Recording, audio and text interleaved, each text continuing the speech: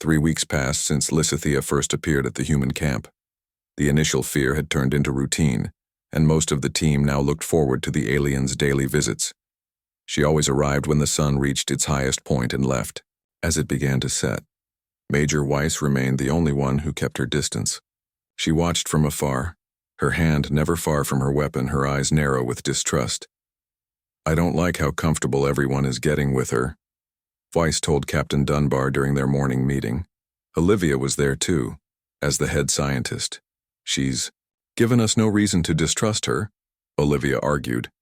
"The information she's shared about the plants here has already helped us identify 3 compounds with potential medical uses." Weiss shook her head. "It's too convenient. We travel 120 light years, and just happen to meet a friendly alien who speaks perfect English and wants to be our friend. Something's not right." Captain Dunbar sighed. "I understand your concern, Major, but we're here to make contact with other life forms. We can't treat every new species as a threat." "I want to expand our search area," Weiss insisted. "Send drones beyond the hills where she always heads. If she's telling the truth about being a lone researcher, we should find her ship." Olivia wanted to object, but scientifically Weiss had a point. They had been on this planet for nearly a month but had only explored a small area around their landing site. And Lysithea always disappeared in the same direction. "I approve the drone search," Captain Dunbar decided, "but we don't tell our visitor about it. I don't want to damage the trust we've built." Later that day, when Lysithea arrived, Olivia found it hard to look her in the eyes. She felt like she was betraying a friend by keeping the drone search secret. "You seem troubled today, Olivia," Lysithea said as they worked together cataloging plant samples. "Just tired," Olivia lied. "We've been working hard." Lysithea studied her face with those large, luminous eyes that seemed to see more than they should. "Humans change their vocal patterns when they aren't speaking truth. Did you know that?" Olivia felt her face grow warm. "I didn't realize you had studied us that closely." "Understanding communication is important when meeting new species," Lysithea said. Her tone wasn't accusing, merely observational. "Is there something your team is planning that concerns you?" Before Olivia could answer, Dr. Heather Collins joined them, eager to ask Lysithea more questions about Celestian culture. Olivia was grateful for the interruption. While they talked, Major Weiss and her team launched the search drone from the far side of the camp. The small, quiet machine rose into the air and headed toward the distant hills where Lysithea always disappeared. Hours passed in normal activity. Lysithea shared information about her people's history, how they had evolved on a world with 3 suns, how they had developed space travel thousands of years ago, and how they valued knowledge and peaceful exploration above all else. "If your technology is so advanced, where is your equipment?" Heather asked. "You come here with no tools, no computers that we can see." Lysithea touched the thin band around her wrist that everyone had assumed was jewelry. "Our technology is different from yours, less visible. This contains all I need for my research." Just then, a soldier ran into the tent where they were talking. "Captain Dunbar needs you in the command center," he told Olivia. "Immediately." Olivia excused herself and hurried to the command tent. Inside, Weiss, Dunbar, and several others were staring at screens that showed nothing but static. "What happened?" Olivia asked. "We lost the drone," Weiss said, her voice tight with anger. "1 minute it was transmitting normally, the next, nothing, complete signal loss." "Could it be the magnetic fields?" Olivia suggested. They had noticed unusual magnetic activity since arriving. "No," the communications specialist said. "This was different. The drone didn't just lose contact. It sent out a distress signal first, like it was under attack." Everyone in the tent fell silent. The word attack hung in the air. "Where was it when we lost contact?" Captain Dunbar asked. The specialist pulled up a map on another screen. "About 20 kilometers northeast of our position. It had just cleared the hills and was descending toward a valley when the signal cut out." Weiss turned to Captain Dunbar. "I think we should confront our visitor about this." Captain Dunbar nodded slowly. "Bring her here. Quietly. I don't want to alarm the rest of the camp." When Weiss returned with Lysithea, the alien woman seemed completely calm, but Olivia noticed a subtle change in her posture. She stood straighter, more alert. "Is something wrong, Captain?" Lysithea asked. "We lost contact with a drone we sent out today," Dunbar said, watching Lysithea's reaction carefully. "In the direction you go each evening." Lysithea was quiet for a moment. Then she sighed, a very human gesture that seemed strange coming from her. "I should have warned you. There are areas of this planet that are dangerous to your technology." "Dangerous how?" Weiss demanded. "This world has defense systems left by those who lived here long ago," Lysithea explained. "Ancient machines that protect certain regions from intrusion. My people discovered them years ago. We've learned to avoid them." "You're saying this planet was inhabited?" Olivia asked, surprised. "Millions of years ago, yes. The civilization is long gone, but some of their technology still functions." Lysithea looked genuinely apologetic. "I should have told you, but I didn't think you would venture so far from your camp so soon." Weiss wasn't satisfied. "Convenient explanation, but why haven't our scans detected any artificial structures or energy signatures?" "The technology is buried deep and designed to remain hidden until activated by an intrusion," Lysithea said. "My people lost several drones before we understood the danger." Captain Dunbar studied her for a long moment. "I appreciate the explanation, but I'm troubled that you kept this information from us. What else haven't you told us about this planet?" "Nothing that would endanger you," Lysithea assured her. "I have only withheld information that I felt your species wasn't ready to understand yet." Weiss stepped forward. "That's not your decision to make. We need full disclosure if this relationship is going to continue." Lysithea looked from face to face, her expression unreadable. "Very well. Ask your questions, and I will answer them honestly." For the next 2 hours, they questioned her about the planet, the ancient civilization, and the defense systems. Lysithea answered everything calmly, explaining that the original inhabitants had been a species that evolved from aquatic creatures. They had built vast underground cities that had collapsed over time. The defense systems were designed to protect important sites that still contained functional technology. "My people have been studying these ruins for decades," she said. "We've learned much from them, but much remains mysterious." "And your ship?" Weiss asked. "Where exactly is it?" "In a protected valley beyond the defense perimeter," Lysithea said. "It's safe there from the automated systems." "I want to see it," Weiss demanded. Lysithea hesitated. "That would be difficult. The defenses are programmed to respond to certain energy signatures. Your technology would trigger them, as your drone discovered. My ship is specially shielded. So we're just supposed to take your word for everything?" Weiss was getting frustrated. "I understand your distrust," Lysithea said. "In your position, I would feel the same." Captain Dunbar raised her hand to stop Weiss from responding.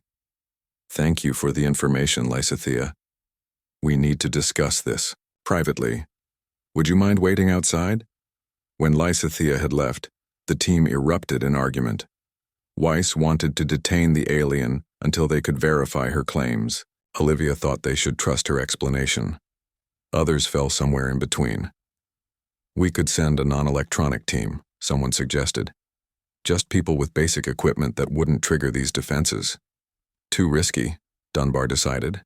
"Until we know more about these defense systems, I'm not risking any personnel." They eventually decided to continue their relationship with Lysithea, but to limit their exploration to the area she identified as safe. They would also increase security and monitor her more closely during her visits. When they called her back in and explained their decision, Lysithea accepted it without argument. "I understand your caution. I will help you map the safe zones to prevent further incidents." As Lysithea left the camp that evening, Olivia walked with her to the perimeter. "I'm sorry about all this," Olivia said. "It's just that trust is hard when there's so much we don't know about each other." Lysithea stopped and turned to her. In the fading light, her skin seemed to glow from within, shifting between deep blue and soft violet.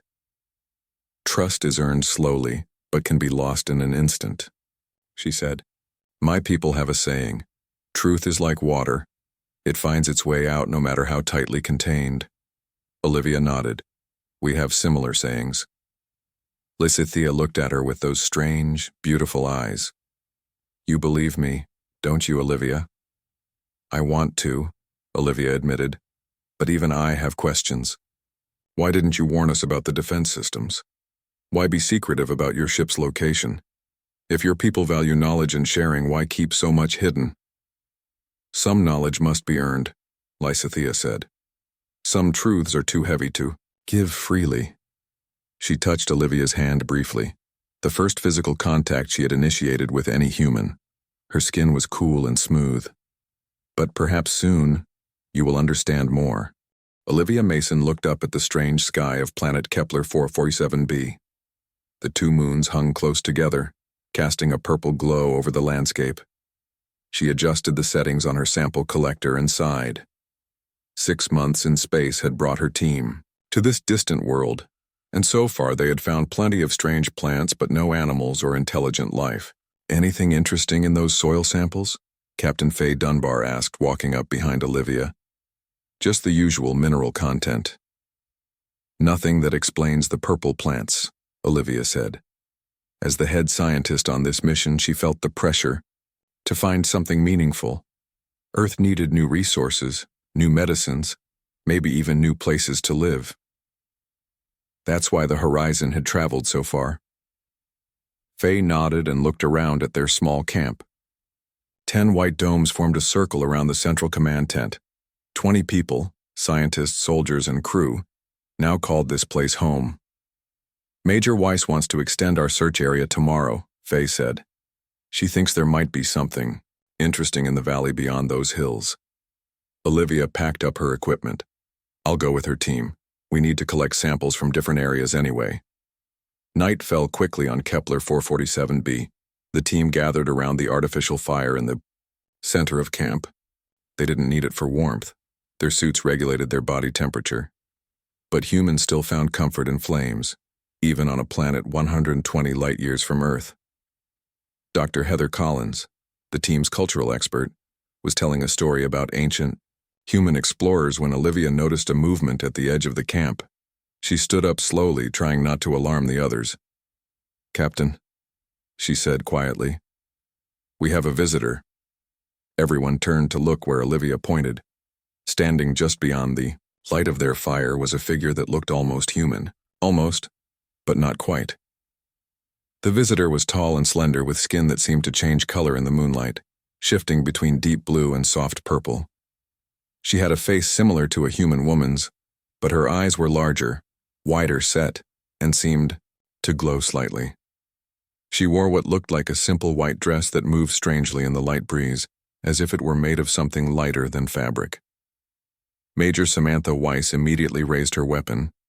Identify yourself, she shouted. The strange woman did not seem frightened by the gun. She tilted her head slightly and then spoke in perfect English. Your kind has traveled far. I am Lysithea.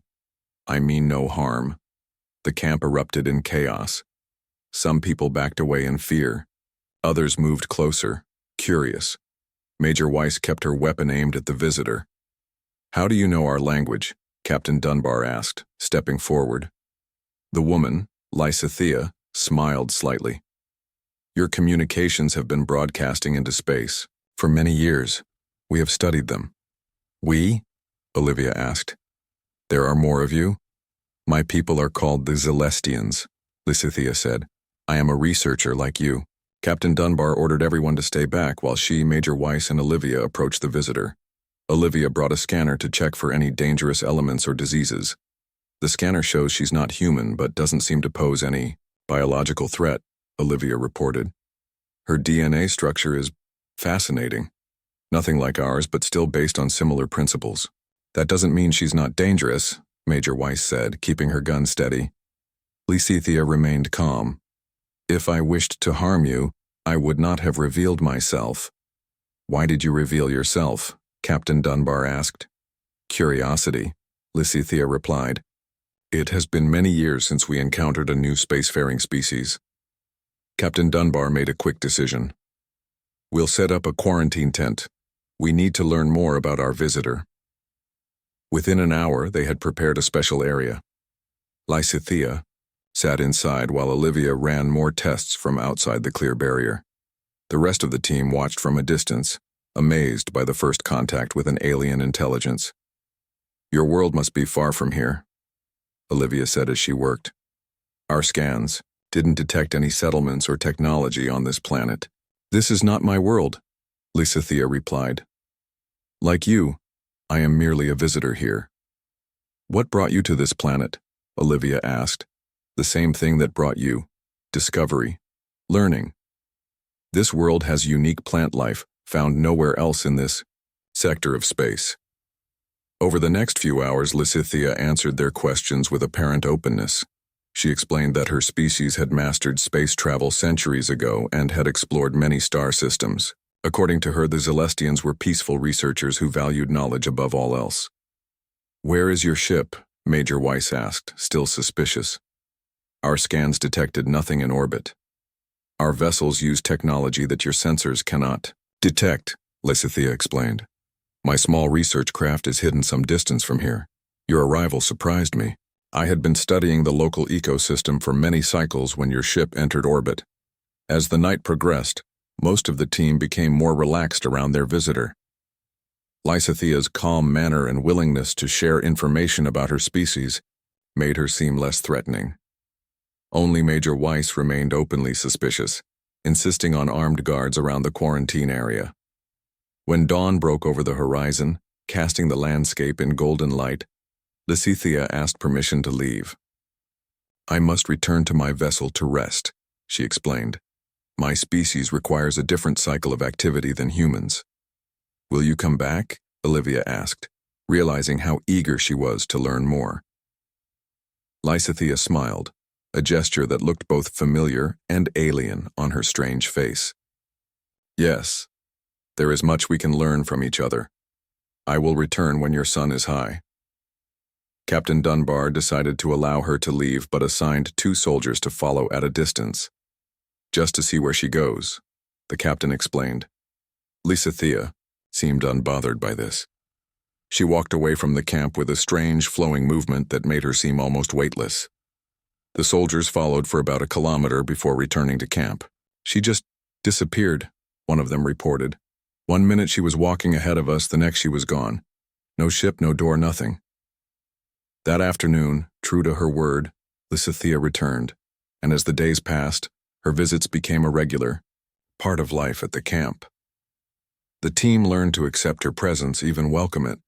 She brought samples of plants from distant parts of the planet and shared knowledge about their properties. Olivia, in particular, grew close to the alien visitor.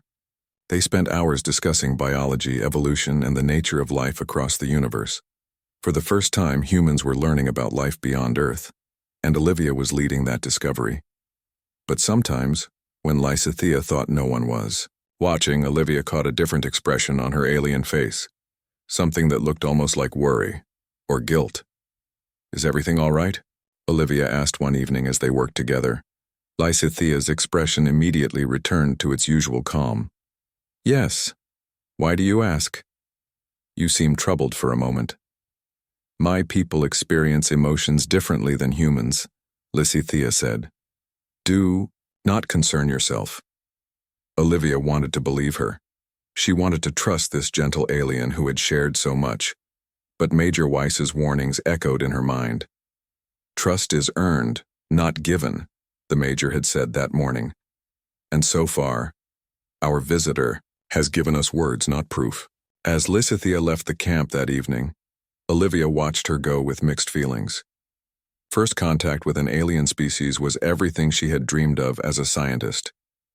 But why couldn't she shake the feeling that Lysithea wasn't telling them everything? The camp erupted in chaos when Olivia returned with Major Weiss, her team, and 4 Celestians, including Lysithea. People emerged from their tents, staring in shock at the aliens who walked calmly among the armed soldiers. Captain Dunbar met them at the command tent, her face tight with concern. "I see the meeting took an unexpected turn," she said, looking from Olivia to the aliens. "You could say that," Major Weiss replied. "Lieutenant Mason was given a tour of their secret underground base Turns out our friendly visitor has been holding back quite a bit of information. Inside the command tent with the senior staff gathered around, Lysithea explained everything she had shown Olivia.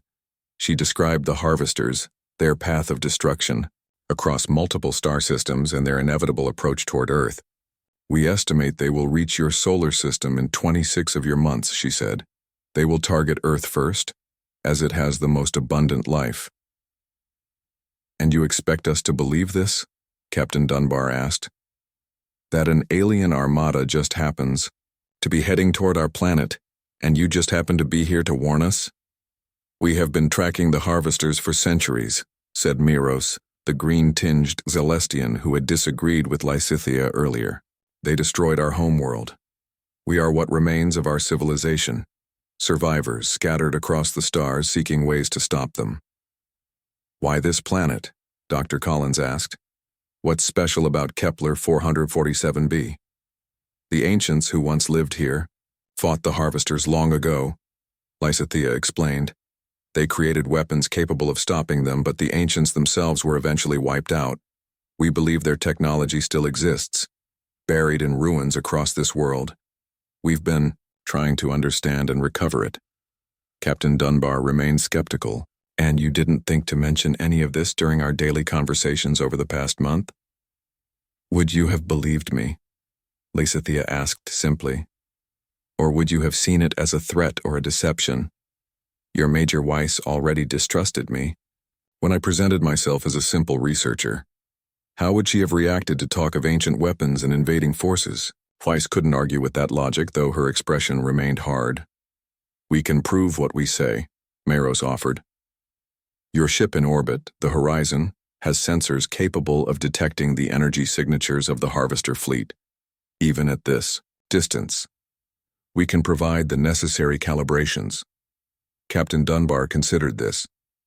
If what you're saying is true, this changes everything, not just for our mission, but for Earth itself. That is why we finally decided to reveal ourselves, Lysithea said. Your species needs time to prepare, to build defenses, perhaps even to evacuate your most vulnerable populations to colonies on other worlds. We're not abandoning Earth, Weiss said firmly. No one is suggesting that, Olivia interjected. But if this threat is real, we need to prepare in every way possible. Captain Dunbar made her decision. We'll verify your claims. If our sensors can detect this harvester fleet, we'll send a priority message to Earth Command. In the meantime, I want full disclosure about your presence here. No more secrets. Lysithea nodded. Agreed. It is time for open cooperation between our peoples. Over the next week, the camp transformed. The Celestians, no longer hiding their presence, brought equipment from their underground base to share with the humans. Teams formed to analyze the ancient technology and to prepare defenses.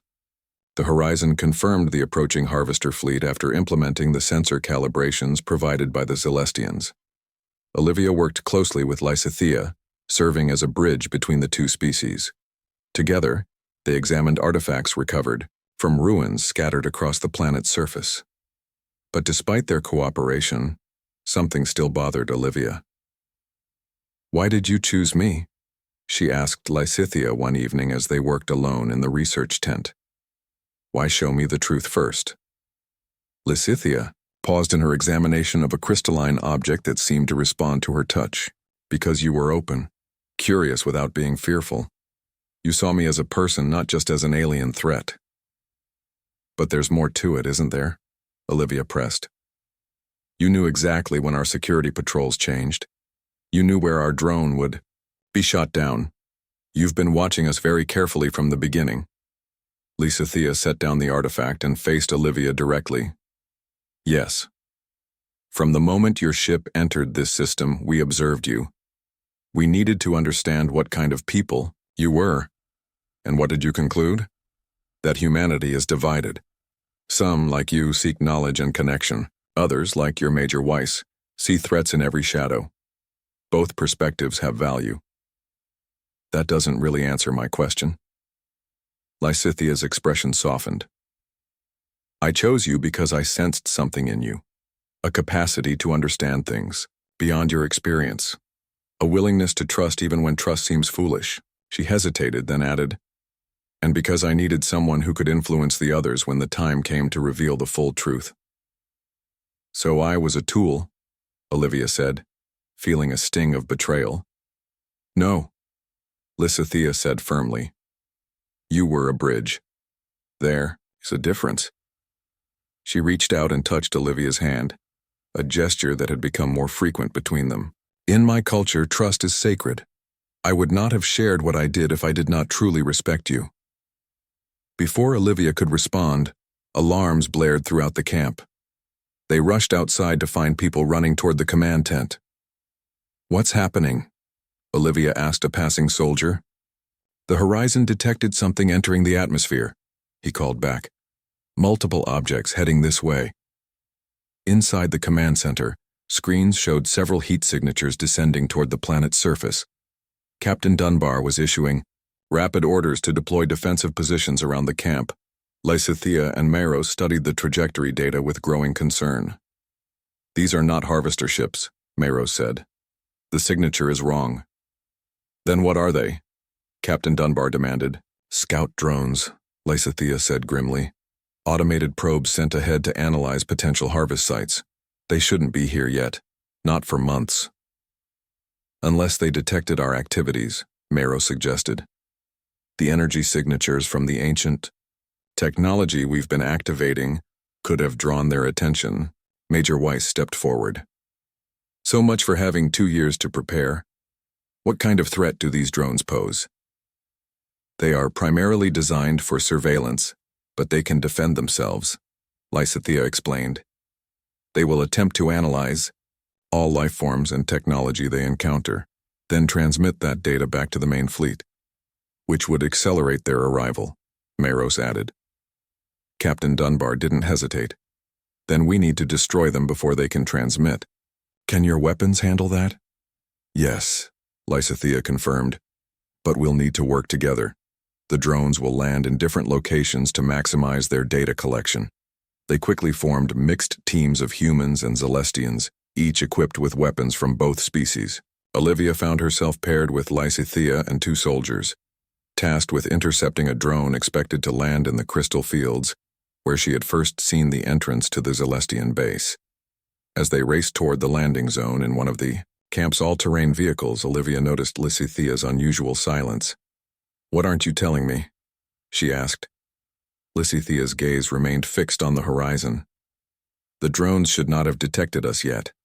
Something has changed in their behavior, in their programming, meaning the harvesters may be evolving their tactics, becoming more aggressive in their expansion. She turned to Olivia with serious eyes. If that's true, the timeline we projected may no longer be accurate. They could arrive much sooner. The vehicle crested a hill, and Lysithea suddenly pointed to the sky. There! A streak of red light cut through the atmosphere, heading directly for the crystal field ahead of them. It crashed with a sound like thunder, sending up a plume of dust and debris. They stopped the vehicle a safe distance away and approached on foot, weapons ready. The drone had created a small crater among the crystal formations. In the center sat a metallic sphere about 3 meters in diameter, its surface covered in what looked like black scales.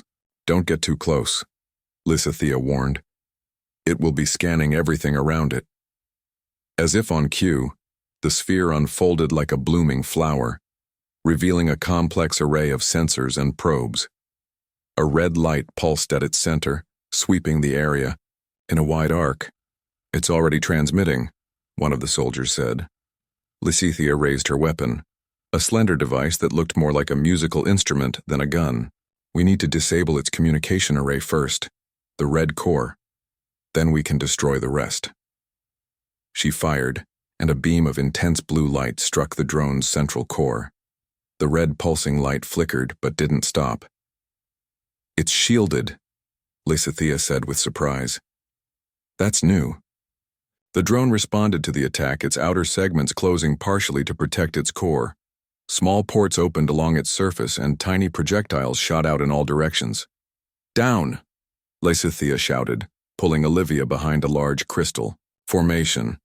The projectiles exploded on impact, sending sharp fragments flying everywhere. One of the soldiers cried out as a shard caught him in the arm. "We need a different approach," Lysithea said, her mind working quickly. "The crystals in this field, they absorb and channel energy." "Like the ones you showed me in your base?" Olivia asked. The mood in the camp changed after the drone incident. Security tightened and trust weakened. When Lysithea arrived the next day, 2 armed guards followed her everywhere. She accepted this new arrangement without complaint. But Olivia noticed. Her eyes lingered on the weapons. Captain Dunbar had called an emergency meeting before dawn, sharing the energy readings from the horizon. "These readings suggest large power sources on the far side of the planet," she told the senior staff. "Consistent with advanced technology, not ancient ruins." "So she's lying," Major Weiss said, arms crossed. "I've been saying that all along. We don't know that," Olivia argued. "Maybe those are the defense systems she mentioned. Or maybe there's a whole fleet of alien ships hiding over there," Weiss countered. "We need to find out the truth before we're in real danger." Captain Dunbar made her decision. "We continue as normal for now. Let's see if Lysithea volunteers any new information. Olivia, you're closest to her. Try to get her to open up about what's really happening here." Now, watching Lysithea examine plant samples with Dr. Collins, Olivia felt the weight of that responsibility. She waited until they were alone before approaching the subject. "Lysithea, our ship detected some unusual energy readings from the far side of the planet," she said, trying to keep her voice casual. "Do you know anything about that?" The alien woman's hands paused over the samples. For a moment, she said nothing. "Yes," she finally answered. "I know of them. Are they related to the defense systems you mentioned?" Lysithea looked up, her large eyes reflecting the tense lights. "Partially. They are also related to why I am here." "Which is?" Olivia pressed. "It's complicated." Lysithea sighed. "Your people are not ready for certain truths." Olivia felt a flash of frustration. "That's not fair. We've shared everything with you. Our mission, our technology, our knowledge. But you keep holding back." "Because some knowledge is dangerous," Lysithea said. "Some truths change everything." "Try me," Olivia challenged her. Lysithea studied her face for a long moment. "Very well. But not here. Not with weapons pointed at me and ears listening to every word."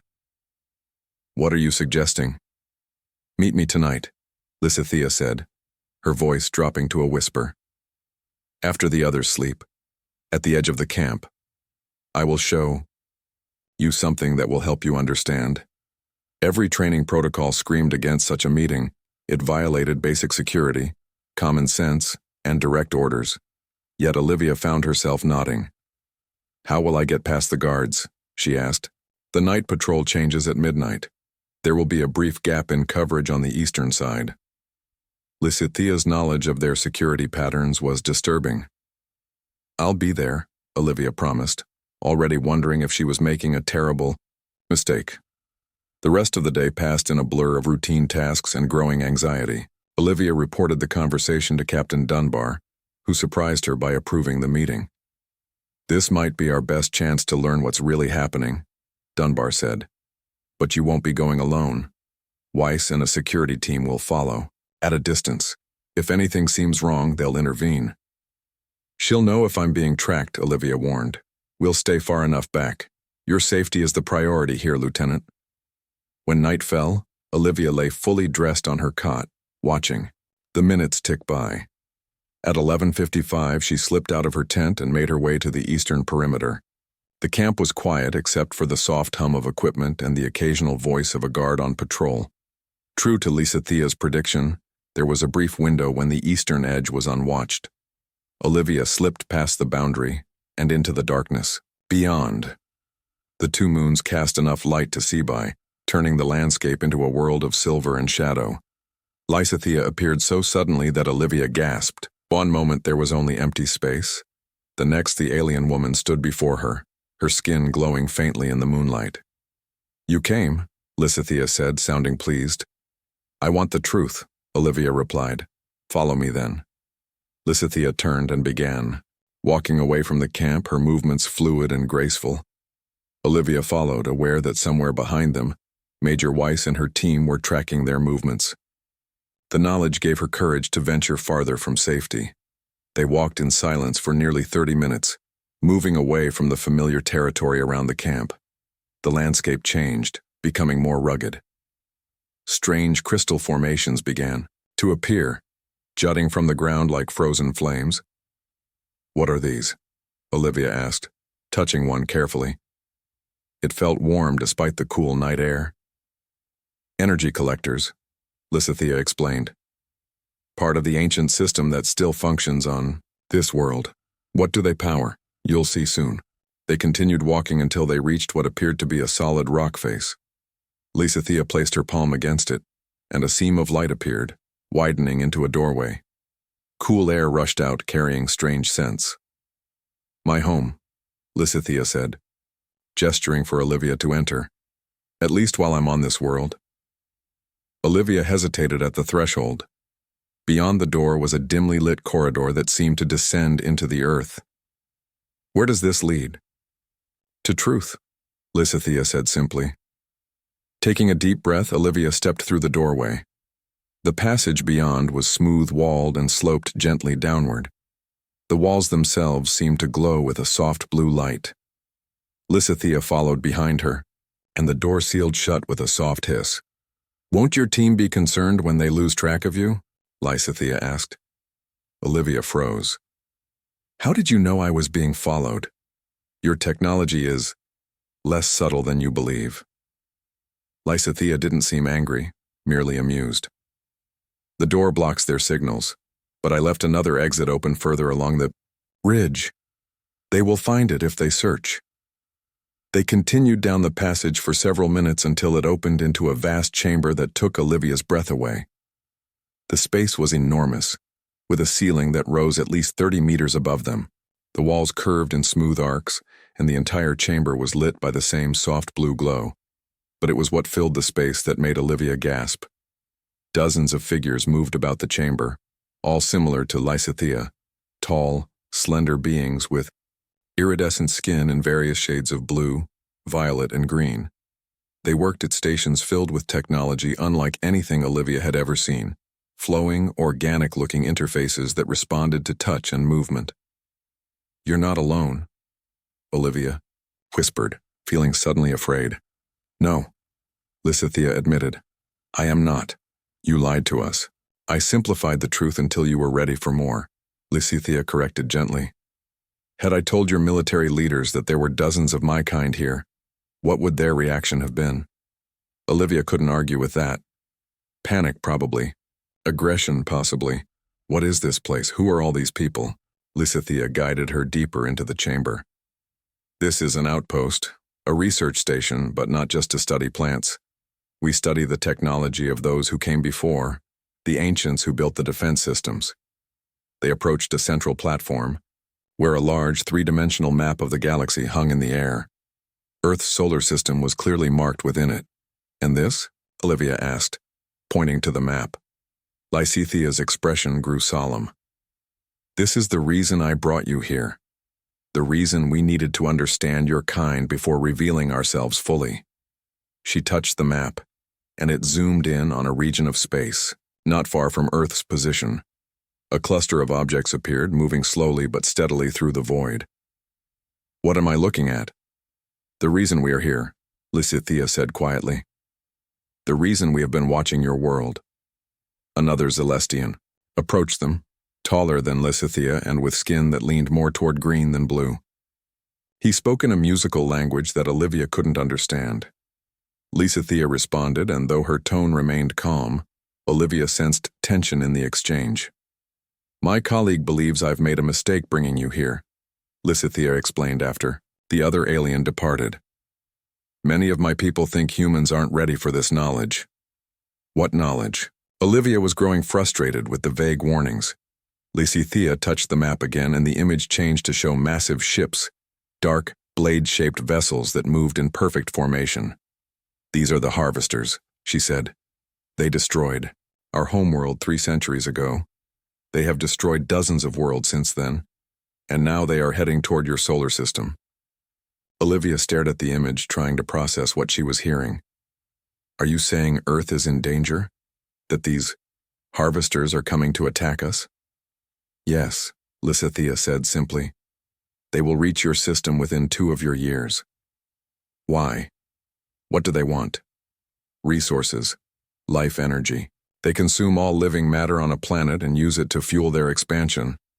Lysithea's voice had turned cold. They are not like us or you. They do not communicate or negotiate. They only take. Olivia felt dizzy with the implications. Why? Didn't you just tell us this from the beginning, warn Earth directly? Would your leaders have believed us? Or would they have seen us as the threat? Lysithea's gaze was penetrating. We needed to understand your kind first. To know if you were capable of fighting, of standing with us against them. And are we? Olivia asked. Some of you are, Lysithea said, looking directly at her. Others are not. What does that mean? Before Lysithea could answer, alarms began to sound throughout the chamber. The other Celestians moved with sudden urgency, their normally fluid movements becoming sharp and quick. What's happening? Olivia asked, feeling panic rise. The Horizon departed Kepler 447b with a skeleton crew left behind. Only 12 humans remained, a mix of scientists and military personnel who had volunteered to continue the research with the Celestians. Captain Dunbar had gone with the ship, leaving Major Weiss in command of the remaining team. Olivia served as the chief science officer and primary liaison with their alien allies. They abandoned the surface camp and moved operations to the Celestian underground base. There, protected by layers of rock and ancient security systems, they worked tirelessly to understand the technology that might save both their worlds. The ancients called this the Void Spear, Lysithea explained, showing Olivia a long, crystalline rod recovered from a distant ruin. According to the records we've translated, it could disrupt the energy fields that power harvester ships. Olivia examined the device carefully. But how does it work? What energy source does it use? That's what we haven't determined yet. The power requirements are enormous, beyond anything our technology can generate. Their days fell into a pattern of research, analysis, and preparation. The Celestians shared everything they knew about the harvesters, their biology, technology, and tactics. The humans contributed fresh perspectives and approaches that sometimes led to breakthroughs the Celestians had missed. Major Weiss focused on defensive strategies, working with Maros to set up early warning systems and fortify key locations around the planet. The more time they spent together, the more the initial distrust between humans and Celestians faded. One evening, about 2 weeks after the Horizon's departure, Olivia found Lysithea alone in the map room, studying the holographic display that tracked the harvester fleet's approach. They've accelerated, Lysithea said without turning around. The drone's transmission did exactly what we feared. They've changed course directly for this planet. Olivia moved to stand beside her, looking at the red dots moving steadily through the star map. How long? 5 days, perhaps 6. Lysithea's voice was tight with tension. We're not ready. We've made progress, Olivia reminded her. The integration of Celestian energy systems with the ancient artifacts has shown promising results. Promising isn't enough, we need certainty. Lysithea turned to her, the usual calm in her eyes replaced by something close to fear. Olivia, you should use the emergency shuttle. Return to your ship. There's still time. I'm not leaving, Olivia said firmly. None of us are. We knew the risks when we stayed. This isn't your war.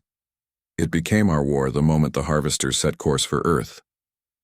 Olivia took Lysithea's hand. Besides, I made a promise to see this through. Lysithea looked down at their joined hands. In all our centuries studying humans from afar, we never fully understood your capacity for loyalty, for sacrifice. Maybe that's something the harvesters don't understand either. It might be our advantage. The moment was interrupted by an alarm, 3 short pulses that echoed through the base. They rushed to the central chamber where Major Weiss and Myros were already gathering the others. "We've detected a small ship entering the atmosphere," Myros announced. "Not Harvester design." "The horizon couldn't have returned so quickly," Weiss said, frowning at the data. "It's not your ship," one of the Celestian technicians confirmed. "The energy signature is unusual."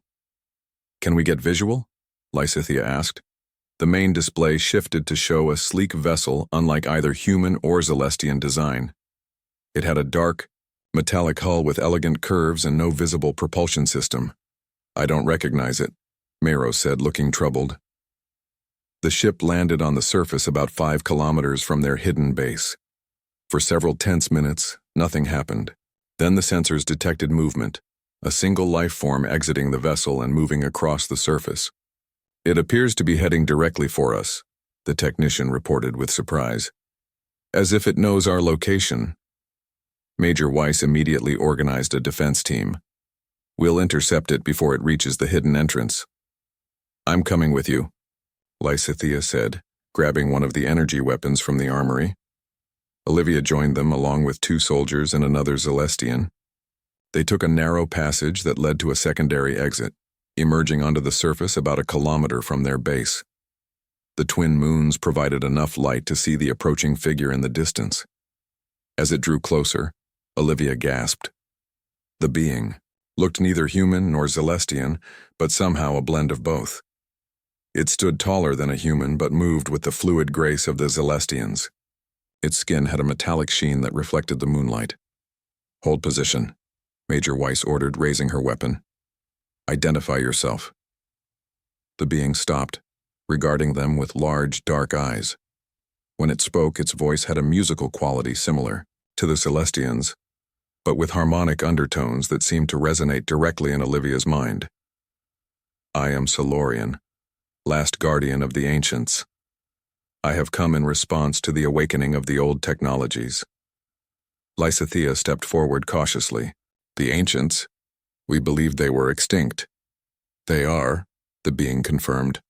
"I am not one of them, but their final creation, designed to preserve their knowledge and activate their defenses when the harvesters returned." "Where have you been?" Myros demanded. "We've been searching these ruins for decades.